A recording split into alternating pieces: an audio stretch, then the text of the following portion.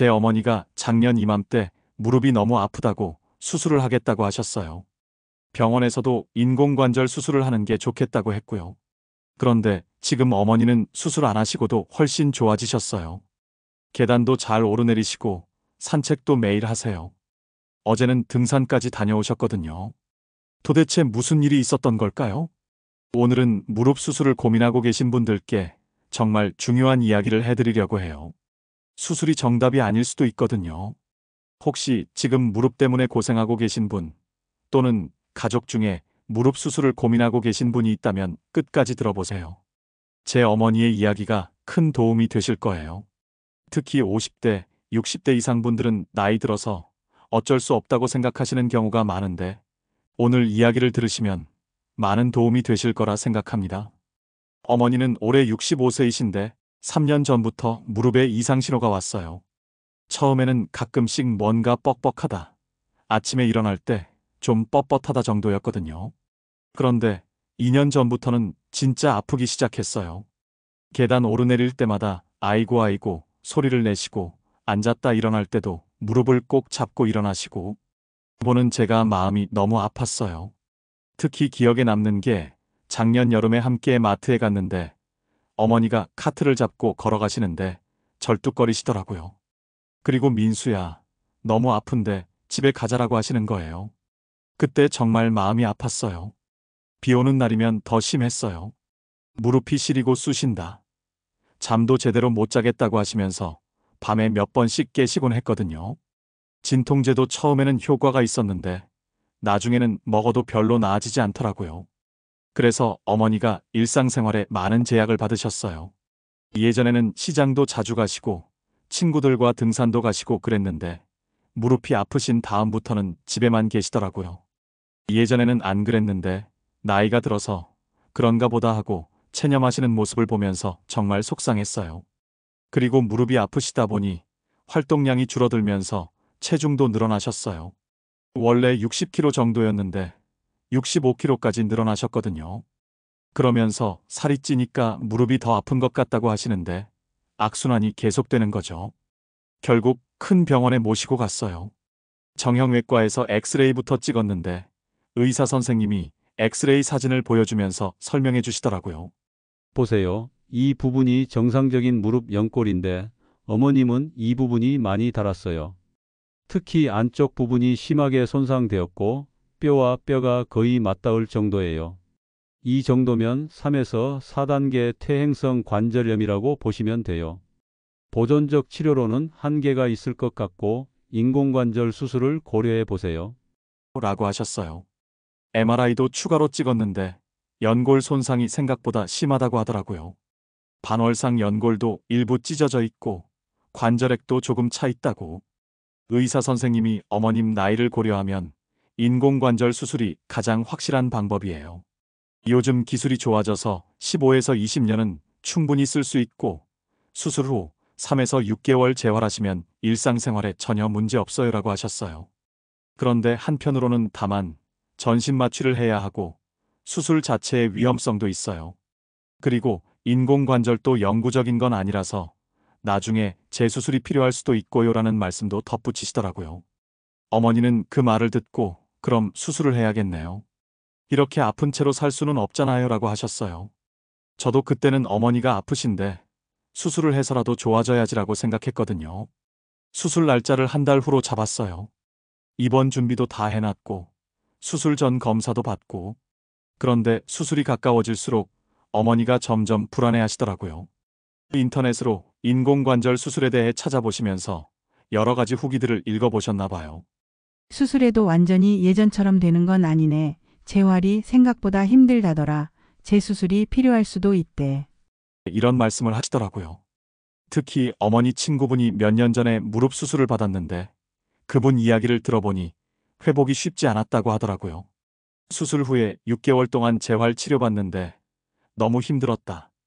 지금도 가끔 아프다 이런 얘기를 하시니까 어머니가 더 걱정되셨나 봐요. 저도 걱정이 되어서 인공관절 수술에 대해 더 자세히 알아봤어요.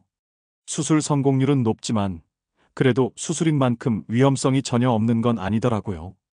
특히 어머니 나이에 전신 마취를 하는 것도 부담스러웠고요. 그리고 인공관절의 수명이 15에서 20년 정도라고 하는데 어머니가 지금 66세시니까 80대 중반에 재수술을 받아야 할 수도 있다는 거잖아요. 그때가 되면 지금보다 훨씬 더 위험할 텐데 또 수술 후에도 격한 운동은 피해야 하고 쪼그려 앉기나 무릎 꿇기 같은 동작도 제한이 있다고 하더라고요. 어머니가 좋아하시는 텃밭 가꾸기도 어려워질 수 있고요. 그러던 어느 날 어머니가 이렇게 말씀하셨어요. 민수야, 수술이 무서워. 어떡하지? 혹시 수술 말고 다른 방법은 정말 없을까? 다른 치료법 같은 건? 그때 어머니 표정을 보니까 정말 간절하셨어요. 어머니 말씀을 듣고 생각해 봤어요. 정말 수술 말고는 방법이 없을까? 그래서 다른 병원에도 한번 가보기로 했어요. 이번에는 재활의학과가 유명한 병원으로 갔어요. 재활의학과 전문의 선생님께 상담을 받았는데 이 선생님의 접근법이 완전히 달랐어요. 먼저 어머니의 엑스레이와 MRI를 다시 자세히 보시더니 연골 손상이 있긴 하지만 실제로 아픈 정도와 영상 검사 결과가 항상 일치하는 건 아니에요. 라고 하시더라고요. 그리고 어머님, 실제로 어떤 동작을 할 때 가장 아프세요? 라고 물어보시면서 직접 여러 가지 동작을 해보게 하셨어요. 앉았다 일어나기, 계단 오르기, 쪼그려 앉기 등등. 그러면서 아, 이런 패턴이네요. 이건 단순히 연골만의 문제가 아니라 주변 근육의 약화와 관절의 불안정성도 관련이 있어 보여요. 라고 설명해 주셨어요. 특히 허벅지 앞쪽 근육인 대퇴사두근을 만져보시면서 이 근육이 많이 약해져 있네요. 이 근육이 약하면 무릎 관절이 불안정해져서 통증이 더 심해질 수 있어요. 라고 하셨어요. 그리고 체중에 대해서도 언급하셨어요. 어머님이 5kg만 빼셔도 무릎에 가는 부담이 20kg 정도 줄어들어요. 걸을 때 무릎에는 체중의 3, 4배 정도 하중이 가거든요. 가장 인상 깊었던 말씀은 이거였어요. 수술이 필요 없다는 게 아니에요. 다만 수술하기 전에 시도해 볼 수 있는 방법들이 있어요. 이런 방법들을 3에서 6개월 정도 집중적으로 해보시고 그래도 안 되면 그때 수술을 고려해도 늦지 않아요. 그 재활의학과 선생님이 제시해 주신 치료 계획이 정말 구체적이었어요. 첫 번째는 체중 감량이었어요. 3에서 6개월 동안 5kg 정도 감량을 목표로 하세요. 식단 조절과 함께 무릎의 부담이 적은 유산소 운동을 병행하시면 돼요. 두 번째는 근력 강화 운동이었어요. 특히 허벅지 근육 강화가 핵심이라고 하시더라고요. 대퇴사두근과 햄스트링, 그리고 엉덩이 근육까지 전체적으로 강화해야 해요. 이런 근육들이 무릎 관절을 보호해주는 역할을 하거든요. 세 번째는 물리치료였어요. 전문 물리치료사와 함께 관절 가동 범위 운동과 근력 운동을 체계적으로 해보세요. 그리고 올바른 걸음걸이와 자세도 교정해야 해요. 네 번째는 생활 습관 개선이었어요. 쪼그려 앉기, 양반다리 같은 무릎에 부담되는 자세는 피하시고 의자를 사용하세요. 그리고 무릎을 따뜻하게 유지하는 것도 중요해요. 다섯 번째로는 수중 운동을 추천해 주셨어요. 물의 부력 때문에 무릎의 부담은 적으면서도 근력 강화와 유산소 운동을 동시에 할 수 있어요. 수영이나 아쿠아로빅을 해보세요. 그리고 중요한 점을 강조해 주셨어요. 처음에는 운동할 때 아플 수 있어요. 하지만 아픈 것과 손상되는 것은 다릅니다. 올바른 방법으로 하는 운동은 관절에 도움이 돼요. 단 무리하지는 마세요. 그런데 정말 효과가 있을까요? 물어보시니까 어머님과 비슷한 상태의 환자분들 중에 6, 70% 정도는 이런 방법으로 수술 없이도 상당한 호전을 보세요. 한번 시도해 볼 만한 가치가 충분해요. 하시더라고요. 치료 계획을 세우고 실행에 들어갔어요. 일단 수술은 연기하고 3개월 동안 집중적으로 관리해 보기로 한 거죠. 첫 주는 정말 힘들었어요. 물리치료를 받으러 병원에 가시면서 이렇게 아픈데 운동을 어떻게 해라고 하시더라고요. 처음 운동할 때는 통증 때문에 눈물까지 흘리셨어요. 물리치료사 선생님이 처음 2주가 가장 힘들어요. 근육이 약해진 상태에서 갑자기 운동을 시작하니까 당연히 아플 수밖에 없어요. 하지만 그 고비만 넘기면 확실히 달라져요라고 격려해 주셨어요. 체중 감량도 쉽지 않았어요. 평소에 운동을 안 하셨던 분이 갑자기 식단 조절하고 운동하려니까 첫 주에는 0.5kg밖에 안 빠지셨거든요. 그런데 제가 옆에서 계속 응원하고 격려했어요. 어머니, 벌써 일주일이나 하셨잖아요. 이미 시작한 거예요. 조금씩이라도 변화가 있을 거예요. 수영장에도 등록했어요.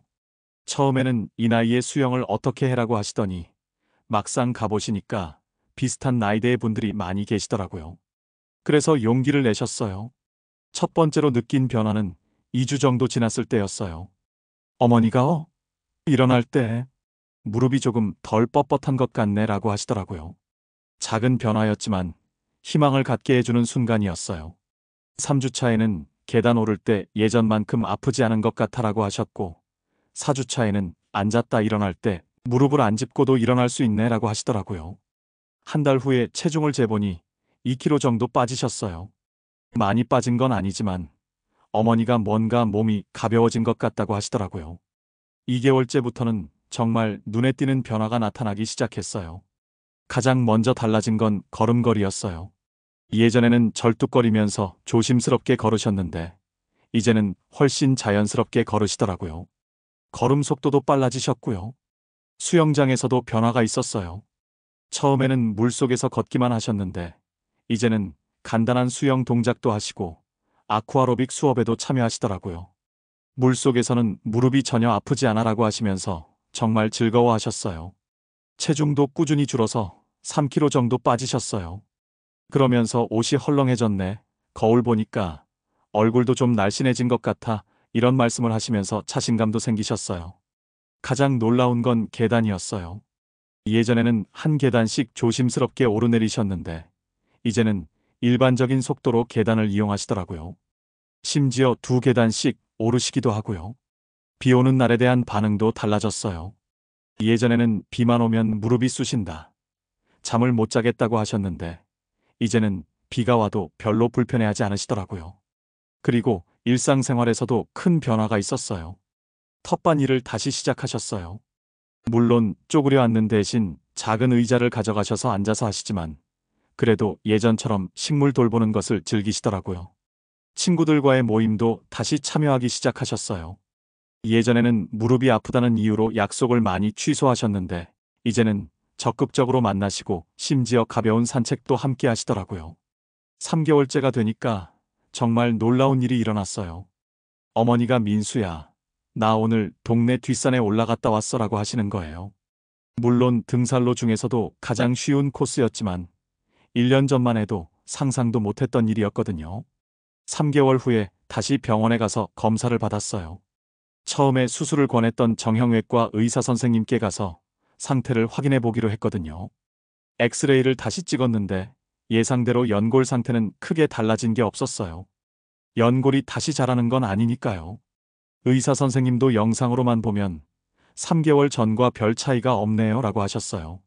하지만 어머니의 실제 상태는 완전히 달라져 있었어요. 진료실에서 여러 동작을 해보라고 하시는데 앉았다 일어나기, 계단 오르내리기, 한 발로 서기 등등 모든 동작을 무난하게 하시더라고요. 의사 선생님이 깜짝 놀라시면서 어머님, 정말 많이 좋아지셨네요. 3개월 전과는 완전히 다른 분 같아요 라고 하시더라고요. 통증 점수도 확인해보니 10점 만점에 10점이었던 게 3점 정도로 줄어들었어요. 일상생활 불편함 정도도 심함에서 경미함으로 바뀌었고요. 그러면서 의사 선생님이 이렇게 말씀하셨어요. 어머님, 이 정도면 굳이 수술하지 않으셔도 될 것 같은데요? 현재 상태를 잘 유지만 하시면 충분할 것 같아요. 어머니가 너무 기뻐하시면서 정말요? 수술 안 해도 돼요? 라고 하시니까 지금 상태로는 수술이 필요하지 않아 보여요. 다만 앞으로도 꾸준히 운동하시고 체중 관리하시는 게 중요해요 라고 하셨어요. 그리고 덧붙여서 사실 수술을 해도 이 정도까지 좋아지기는 쉽지 않아요. 수술은 인공관절을 넣는 것이지 자연스러운 움직임을 완전히 회복시켜주는 건 아니거든요 라는 말씀도 해주셨어요. 지금 1년이 지났는데 어머니는 더욱 좋은 상태를 유지하고 계세요. 오히려 수술을 고려했던 작년보다도 더 활동적이 되셨어요. 매일 아침 6시에 일어나서 동네를 30분씩 산책하세요. 일주일에 3번은 수영장에 가시고 2번은 헬스장에서 근력 운동을 하세요. 이제 운동이 완전히 생활의 일부가 되셨어요. 체중도 처음보다 7kg 정도 빠지셔서 58kg를 유지하고 계세요. 어머니가 20대 때 몸무게가 55kg였는데 그때만큼은 아니어도 정말 건강해진 것 같다고 하세요. 텃밭일도 본격적으로 다시 시작하셨어요. 올해는 토마토, 오이, 상추, 고추까지 심으셨거든요. 물론 무릎에 부담이 안 가도록 높은 화분을 이용하거나 의자에 앉아서 하시지만요. 가장 놀라운 건 지난달에 친구들과 설악산에 다녀오셨다는 거예요. 물론 케이블카를 타고 올라가서 가벼운 산책 정도였지만 2년 전만 해도 상상도 못했던 일이죠. 어머니가 자주 하시는 말씀이 있어요. 그때 수술 안 하길 정말 잘했어. 이렇게 좋아질 수 있을 줄 몰랐는데 3개월의 노력으로 이렇게 달라질 수 있구나. 그리고 나이 들어서 어쩔 수 없다고 생각했는데 노력하면 얼마든지 좋아질 수 있다는 걸 깨달았다고 하시더라고요. 어머니가 성공할 수 있었던 핵심 요인들을 정리해보면 이런 것 같아요. 첫 번째는 일관성이었어요. 3개월 동안 하루도 빠뜨리지 않고 운동을 하셨어요. 비가 와도 몸이 조금 아파도 꾸준히 하셨거든요. 두 번째는 점진적 접근이었어요. 처음부터 무리하지 않고 조금씩 강도를 높여가셨어요. 첫 주에는 물속에서 걷기만 하셨는데 점차 수영, 아쿠아로빅까지 늘려가신 거죠. 세 번째는 전문가의 도움을 받으신 것이에요. 혼자 운동하면 잘못된 방법으로 할 수 있는데 물리치료사와 수영 강사의 지도를 받으면서 올바른 방법을 배우셨어요. 네 번째는 복합적 접근이었어요. 운동만 한 게 아니라 체중 감량, 생활습관 개선, 물리치료를 동시에 진행하셨거든요. 하나만 해서는 이런 효과를 보기 어려웠을 거예요. 다섯 번째는 동기부여가 강했던 것 같아요. 수술을 피하고 싶다는 명확한 목표가 있었고 작은 변화라도 나타날 때마다 더욱 열심히 하셨어요. 마지막으로 가족의 지원도 중요했던 것 같아요. 제가 옆에서 계속 응원하고 격려하면서 함께 수영장도 가고 운동도 도와드렸거든요. 이 경험을 통해서 정말 중요한 깨달음들을 얻었어요. 첫 번째, 의료진마다 치료 철학이 다를 수 있다는 것. 수술을 전문으로 하는 의사는 수술적 치료를 먼저 고려하고 재활을 전문으로 하는 의사는 보존적 치료를 우선시할 수 있어요. 둘 다 틀린 건 아니에요. 다만 환자 입장에서는 여러 의견을 들어보는 게 중요하다는 거죠. 두 번째, 엑스레이나 MRI 같은 영상 소견과 실제 증상이 항상 일치하지 않는다는 것. 연골이 많이 닳았어도 증상이 경미할 수 있고 반대로 영상상으로는 별 이상이 없어도 심한 통증을 느낄 수 있어요. 세 번째, 나이는 숫자에 불과하다는 것. 65세라고 해서 무조건 수술해야 하는 건 아니고 적절한 관리를 통해 얼마든지 개선될 수 있어요. 네 번째, 급하지 않다면 보존적 치료를 먼저 시도해 볼 가치가 충분하다는 것. 물론 시간과 노력이 필요하지만 성공하면 수술보다 훨씬 자연스러운 회복을 기대할 수 있어요. 다섯 번째, 환자 본인의 의지와 노력이 가장 중요하다는 것. 아무리 좋은 치료 계획이 있어도 환자가 실행하지 않으면 소용없어요. 어머니처럼 꾸준히 노력하는 게 핵심이죠. 어머니만의 특별한 케이스인가 싶어서 더 알아봤는데 생각보다 이런 성공 사례들이 많더라고요. 재활의학과 선생님께 다시 여쭤보니 경도에서 중등도 무릎 관절염 환자 중 60~70%는 보존적 치료로 상당한 호전을 보인다고 하시더라고요.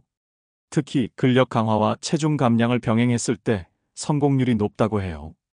해외 연구 결과도 찾아봤어요.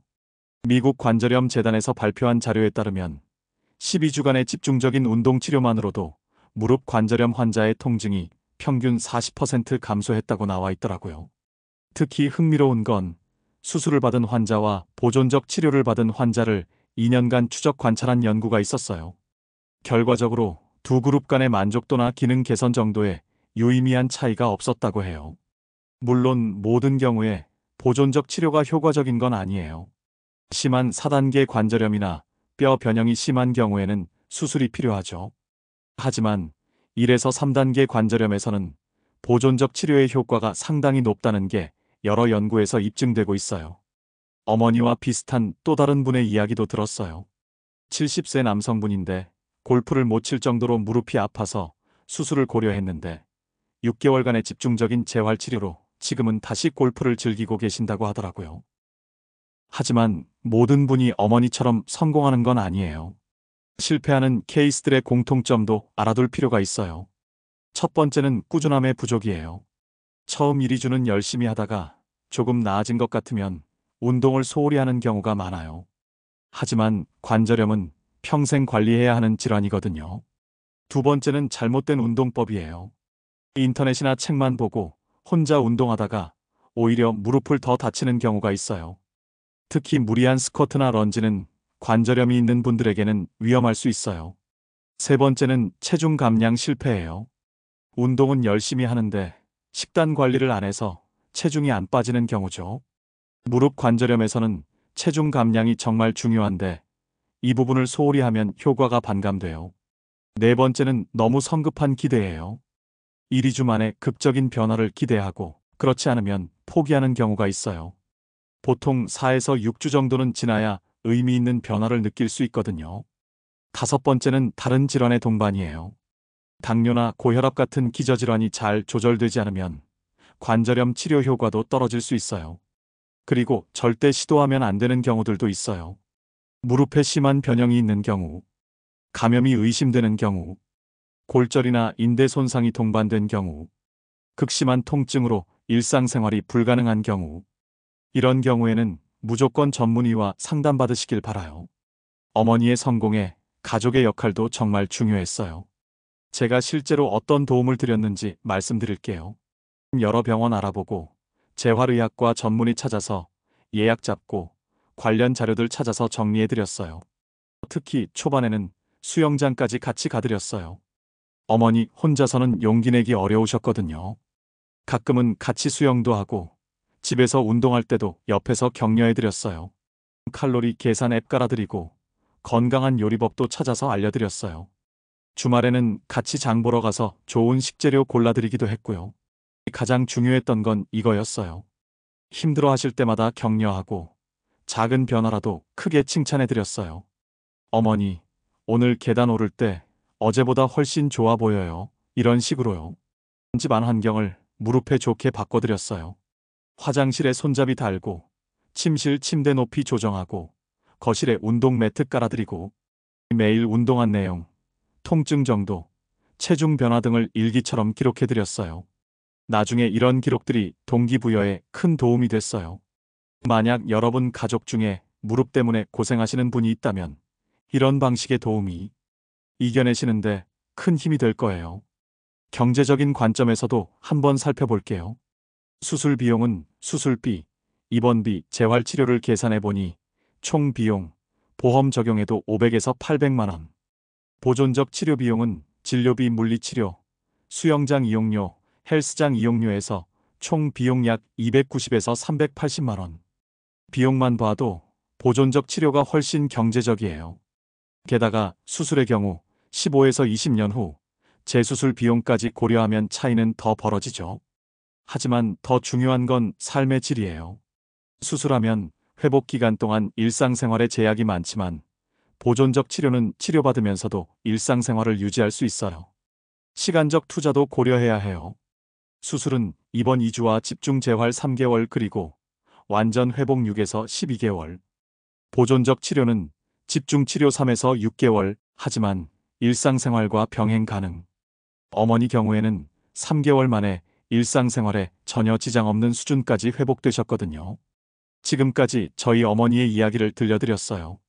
1년 전만 해도 수술대에 오를 뻔했던 어머니가 지금은 등산까지 다니고 계시거든요. 가장 중요한 메시지는 이거예요. 나이 들어서 어쩔 수 없다고 포기하지 마세요.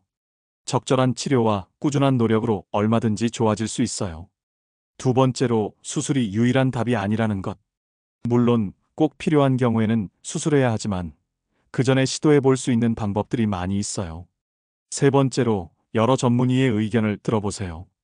의사마다 치료 철학이 다를 수 있으니까 제2의 다른 소견은 정말 중요해요. 네 번째로 가족의 지지가 필요해요. 환자 혼자 이겨내기엔 어려움이 많아요. 가족들이 함께 도와주셔야 해요. 마지막으로 꾸준함이 가장 중요해요. 3개월 정도는 집중적으로, 그 이후에는 평생에 걸쳐서 관리해야 하는 거예요. 지금 무릎 때문에 고생하고 계신 분들 절망하지 마세요. 제 어머니처럼 여러분도 충분히 좋아질 수 있어요. 수술대에 오르기 전에 한 번 더 다른 방법들을 고려해 보시기 바랍니다. 어머니가 자주 하시는 말씀이 있어요. 내가 포기했다면 지금도 무릎 아프다고 집에서 끙끙 앓고 있었을 텐데 3개월만 참고 노력했더니 이렇게 새로운 인생이 시작됐다. 정말 감동적인 말씀이죠. 여러분의 무릎도 여러분의 인생도 아직 끝나지 않았어요. 새로운 시작을 할 수 있어요. 건강한 노후는 건강한 관절에서 시작됩니다. 오늘 제 이야기가 조금이라도 도움이 되셨다면 여러분 주변의 무릎 때문에 고생하고 계신 분들께도 공유해 주세요. 한 사람이라도 더 수술 없이 건강을 되찾을 수 있다면 좋겠어요. 건강하세요. 그리고 감사합니다.